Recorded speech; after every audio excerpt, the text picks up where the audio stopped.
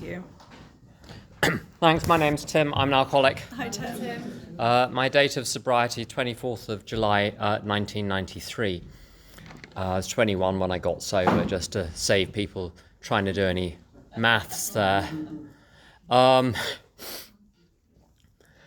think you struck the jackpot being here. If you've not come across the idea of using the traditions in your life, you've struck the jackpot. But it's not talked about in meetings.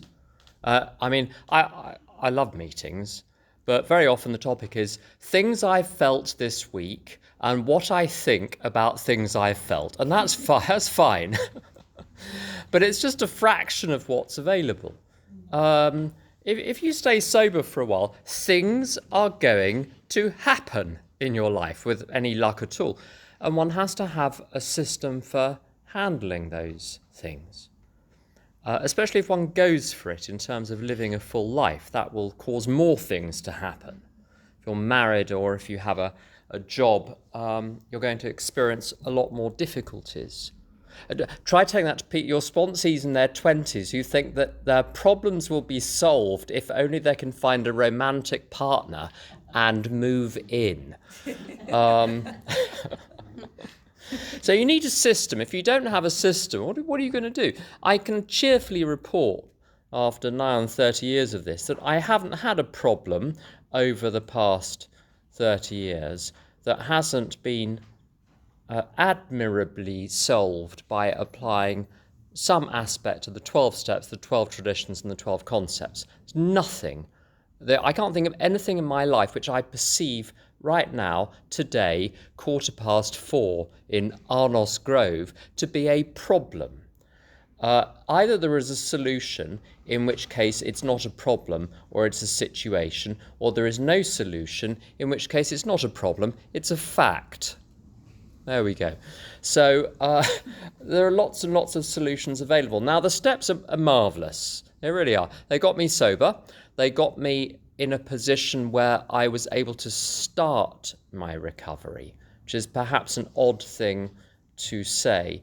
I think the first 9 steps, they clear away the past. They give me an idea of what the problem is.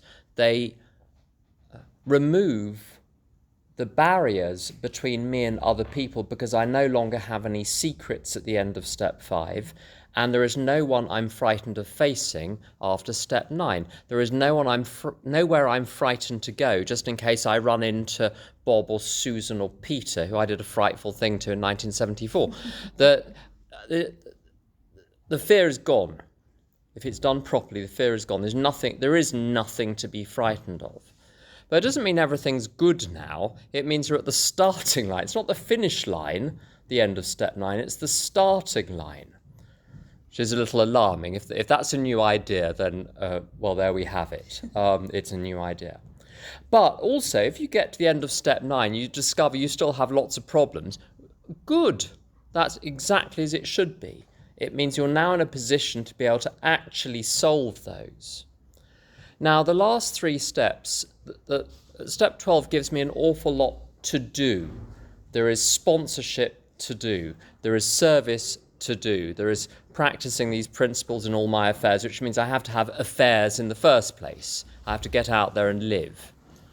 And steps 10 and 11 give me a very good structure for the day. What to do in the morning, what to do during the day, and what to do when it gets to the end of the working day. By the way, FYI, my page 86 review, at night when we're retiring for the day, we do our review. I do that at the end of the working day, not at the end of the actual day, because I'm just fried by 11 o'clock, whereas at 7 o'clock in the evening, I can still think. So it gives me a structure. But it doesn't tell me how to handle other people. It doesn't tell me how to have a relationship. It doesn't tell me how to cooperate or collaborate with other employees within an organisation or a business partnership. There are no principles for those situations in there other than the general principles of love and tolerance and usefulness, which are very good. That will get you a lot of the way there. But there are lots of things which require a little bit more, I was going to say expertise, that's wrong, a few more principles to apply. And if you look at what the traditions are there for in the strict sense, they're there first of all to make sure that the group does not tear itself apart with controversy and enmity within the group. So how the group can rub along within itself.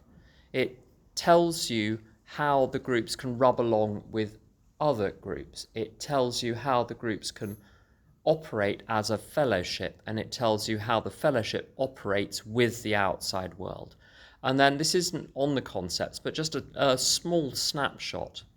The concepts are about how the service structure gets things done. And the guide to the concepts, the traditions segue very beautifully into the concepts, because tradition 12 talks about principles before personalities. And what does that mean? The concepts. If you don't have a system for how to organise what as a fellowship you're going to do, and who's going to do what, and who's responsible for what, who's accountable for what, how those accountability processes actually take place. If you don't have a set of principles, then it will be personalities that make the decisions. And you do not want personalities making the decisions in a service structure. If you haven't experienced that, you haven't done enough service yet. And sometimes I sponsor people in some other fellowships, and often in smaller fellowships. And in some of the smaller fellowships, they've seen sense and have adopted the concepts. Some haven't, and you see the result, which is it's the loudest voice wins, and it's management by bullying. Because how else are you going to decide anything? When push comes to shove, there isn't a system, and in the absence of a system, it's the personalities which win. And one might say a glance at the outside world might furnish one or two examples of the same thing happening in politics and in international relations. The loudest voice can sometimes win. But back to the traditions. A couple of points as well about applying traditions in all my affairs. Helene mentioned the point about this, that, or other. Well, it's not in the book, and certainly it's less common now. There was a phase in AA in London where people would go around criticising certain things that were said because it wasn't in the big book. So people would say, well, I don't use the word sponsor because it's not in the big book, or 90 meetings in 90 days. Well, it doesn't say that in my big book, like it might say it in someone else's, but in mine it doesn't happen to say it. It wasn't the intention of the authors for the big book to become a straitjacket.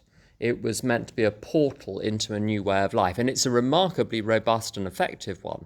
But the doors of the pathway of knowledge and learning doesn't stop with the big book. I think it starts there, but it doesn't stop with it. And if you meet people who are 20, 30, 40 years sober, who do apply the traditions and the concepts in their lives, that's a remarkably good advert for the practice. Rather like Bill says about step 11 in the 12 and 12, the only people who scoff at prayer are usually those that haven't tried it enough.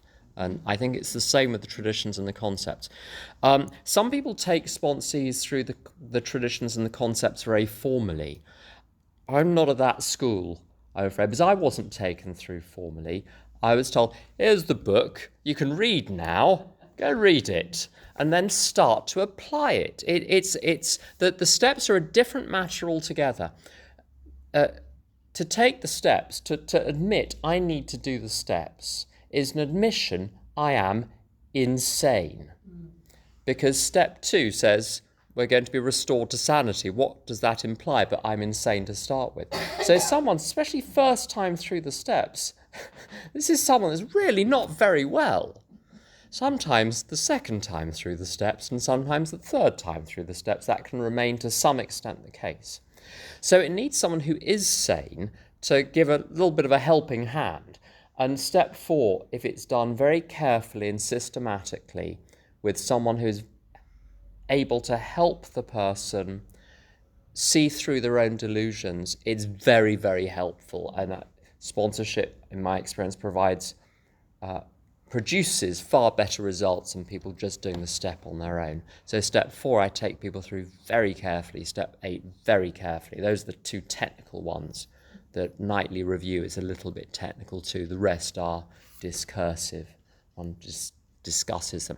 With the traditions, I've tried taking people through, and it feels like you're teaching them, and I hate that.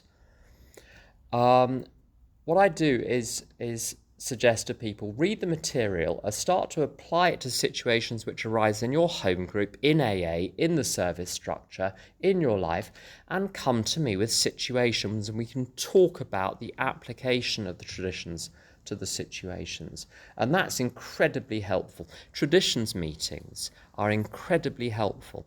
If I dare mention the other fellowship, I think I can, because we have a special relationship with Al-Anon. It's a separate fellowship. We don't endorse it, but we have a special relationship of cooperation. And in Al-Anon, FYI, using the traditions and the concepts is absolutely part and parcel of the program. So I'm also a member of Al-Anon. I go to Al-Anon, my Al-Anon home group on Sunday goes through the steps, on Thursday goes through the traditions. So over the course of 12 weeks, we discuss how we're applying the traditions in the group and in our lives. Immensely useful. You could talk for an hour on how to apply each tradition. I've done so on occasion. Mercifully, I'm not going to subject you to that right now.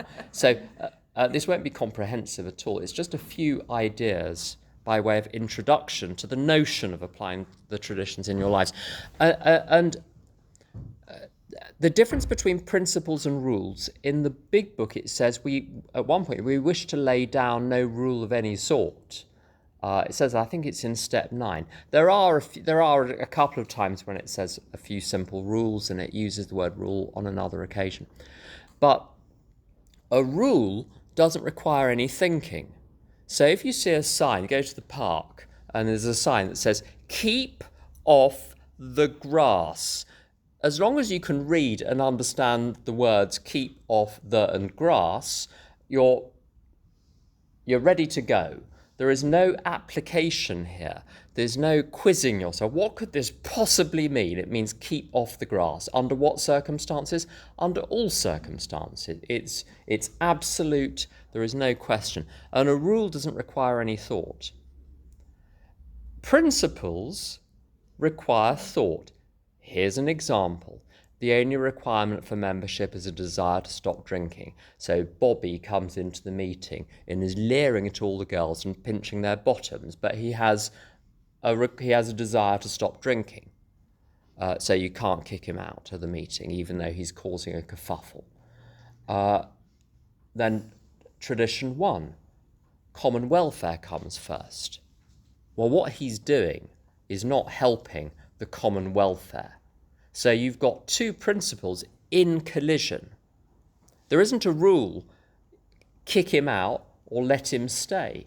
There are some principles to apply where each group gets to decide itself how to apply not just those traditions, but there are half a dozen other traditions invoked here as well to resolve that situation, and groups may legitimately resolve that situation in different ways. It's not straightforward. It requires thought, reason, intelligence, experience, judgment, a cool head, the ability to listen to other people, the ability to read the room. It's not straightforward. I don't know if any of you have ever had an intimate relationship with another person, but I think it's the same as within a group. It's not straightforward. I think ultimately it is, but it takes a long time to get to it being straightforward.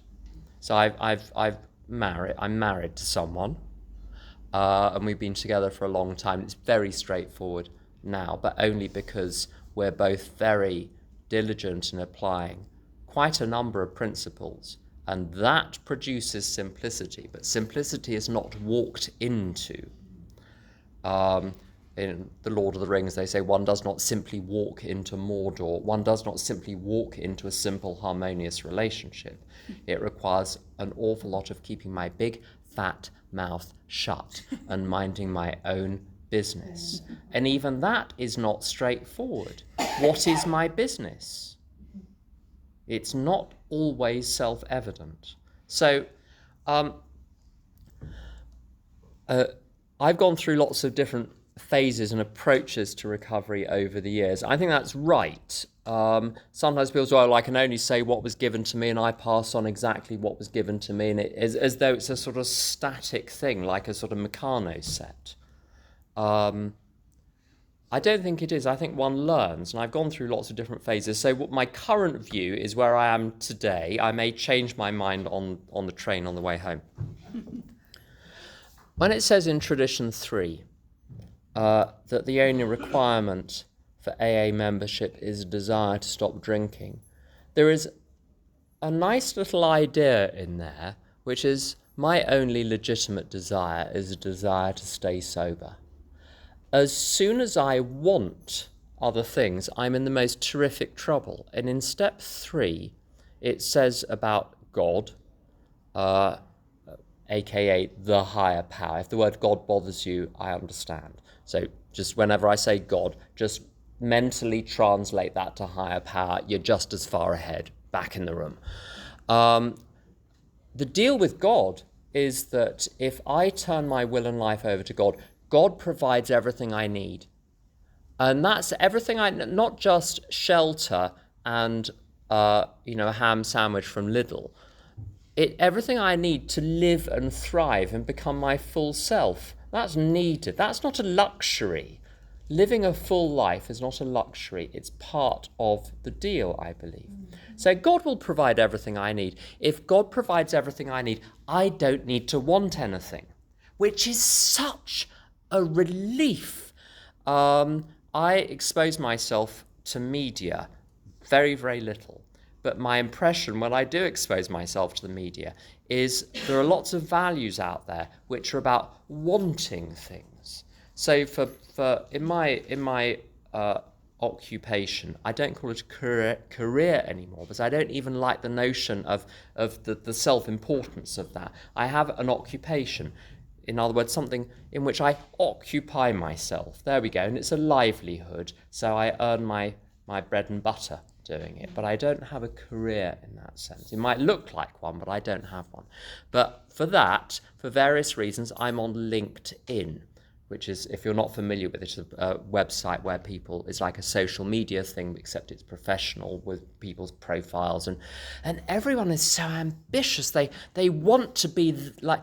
how to achieve your goals, how to develop your goals, how to develop your visions, and then in 5 years' time and in 10 years' time, how to sell yourself, how to present yourself to other people. I've said no to all of that. If other people want to do that, fine. My only desire is to stay sober. Why have I arrived at this is because that gives me peace. And peace is what I'm after. If I'm after anything else, why? What for? To get peace? Why not just go straight for peace? Rather than saying, well, I'm going to be successful in a career so that I have peace. Well, that's a very difficult thing, to be successful in a career. And even once you are successful, the world can change on a sixpence. Can turn on a sixpence, as it indeed has several times in various different ways, is continuing to do. So if I'm basing my peace on something in the world, I'm going to be insecure. And when I'm insecure, when I'm frightened, it is always because I believe my peace depends on something outside of myself. Disaster. If I say my peace depends on one thing, staying sober, if I stay sober, that's it. Satisfied. I know God can keep me sober because I've seen enough very, very elderly people in AA die happy after 10, 20, 30, 40, 50, 60 years of sobriety. I know it's possible. If they can do it, I can do it. Good. Job done. I just need to put one foot in front of another. I actually have 2 occupations, and they take up a reasonable amount of time. They used to take up a lot more time than they do now, and I've had a real struggle internally over the last few years about this. And what I've come to is my primary purpose is to stay sober and help other alcoholics to achieve sobriety. Now, I happen to have a few material so-called needs to that end. I need to have a livelihood, so I need to go to work and earn some money. Fine. That's not the point. When that becomes the point, I get ill. A friend of mine in Al-Anon says the body never lies. I used to get really sick a lot in my 20s. And my life was based on things outside of myself, particularly career, money, status, position, security. Now, my purpose is to be of service to God. Now, the funny thing is, staying sober, helping other people achieve sobriety. Maybe staying sober doesn't sound like much of a purpose. However, that's about what my business is. My business is doing what is necessary to stay sober. What God does with my life as a demonstration to other people, that's none of my business. And maybe a lot is achieved through my various occupations. Maybe it is, maybe it isn't. None of my business. So traditions 5 and 6 work together as a pair. Do this, don't do that. 7 and 8 do the same. Do this, don't do that. Tradition 5 says single focus, stay sober, help other people, have a spiritual awakening so that they can carry the message to other people. And don't get all snarled up in money, power, and prestige, because that's what my concerns were. Money, my income, my expenses, spending money to fix something inside of myself. I used to spend, I don't know where my money went. Well, I do, because I record everything, but it went, for years, I've recorded everything I spend, and I get to the end of every year, and I look at each expense line. How much have I spent on X over the last year? Restaurants. How much time did I have to work to earn the money to eat out in restaurants? What value did I get out of that? Am I happier because I was eating out in restaurants and not at home with a home-cooked dinner sitting next to my other half watching Star Trek? And we've discovered we're not happier eating out. It's just expensive. So, and eating what as well? Outside issue. I've got to really look at what my values are by applying the traditions. Do this, don't do that. Now, quite rightly, people will say, but in the big book, it says a much more important demonstration of our principles lies in our respective homes, occupations, and affairs. And there's a trap in there. The trap in there is to say, as I did in my first 10 years, well, AA's got me sober, great. Now it's time to go and get my own way. Now it's time to get a great big... People talk about having a big life, since I came to AA. When I got to AA, my life was so small. It was just, home and the off-license and the kebab shop, which was my life when I got sober. Little triangle, Bermuda Triangle, in which I got lost.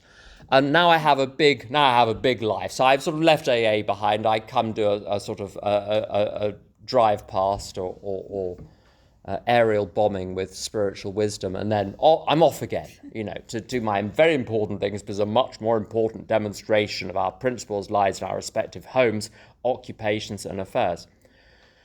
But it says a funny thing in that paragraph. It says at the end of the paragraph about most of us spend much of our free time engaged in the kind of work we're going to describe. Some of us are fortunate enough to be able to spend almost all of their time doing that. So the ideal is not to leave AA in the dust, or leave the spiritual life or helping others in the dust and rush off into the outside world. But here's the point. Seeing people in AA with successful marriages was a much better demonstration of how to apply the principles of the steps, traditions, and the concepts to a marriage than someone simply telling me how to do it. And that's the point. The same with work. Someone using practical examples in the workplace of how, for instance, I'll give you an example. I know this is traditions. I'm going to mention a concept. Don't shoot me. In concept 3, it talks about when you delegate some work to people, you give them the right to just do the job as they see fit. They're then accountable for the results back to you who gave them the job, but you just leave them to it. You don't micromanage, you don't interfere. So in my work life, some agencies I work for, they do just that. They don't know they're working the concepts, but they do. They trust me as a professional. Others are up in my business, giving me minute instructions which are counterproductive in terms of producing the result they think they're asking for. So I've learnt to discern which agencies do I want to work for, which agencies do I not want to work for. The ones that observe the principles of concept 3, I will work for. The ones that don't, I haven't got time for. That example, which has come from actually living that experience over 20 years, is much more useful as a demonstration of the principles than saying something bland and abstract about concept 3. Similarly, in tradition 4, a friend of mine says the most chilling image of a romantic relationship is where the two of you are on the sofa sitting next to each other and one of them squeezes the other person's hand and says, "No secrets between us, eh?" And you feel that, my God, there's no privacy left. Tradition 4 says, if it was an AA group, in our group, we do what we want. We're going to be a big book group. You want to share experience, strength, and hope, talk about your week? Fine, because it's your group. And in the other group, they say, we need a safe place to come. We don't want your big book, not interested in it. Both groups can do exactly what they want. But when you come together as an intergroup and you want to present a message to the local community, you have to agree on a few things. In my relationship with my other half, I have my own private sphere. He has his own private sphere. I have never once looked in his phone. I don't have any of his passwords. I don't scroll through his Facebook or I don't even know what other social media platforms he's on, and I don't care. I don't know what apps he's got on his phone. I don't know what he earns. I don't look at his bank statements. We have a joint financial arrangement about how we run the household. We had to get the wills sorted out. He has his own life. I have my life. We have a joint life. Tradition 4, and also the first paragraph of, I think, the family after, when it says the family must meet on the common ground. He has defects of character which are none of my business. And he's told me that my defects of character are none of his. We allow each other privacy and the modesty of being flawed without having our noses rubbed in it. But if one person is affecting the other, they can quietly request, would it be possible in the future to do this, to start doing this, to stop doing that, or to do that differently? So not criticism, but a request. That's tradition 4 in practice. We're coming up to half an hour, so I'm going to stop at that. But I could talk forever, but I won't. So there we go. Brilliant, Tim. Thank you so much. Thank you, Tim.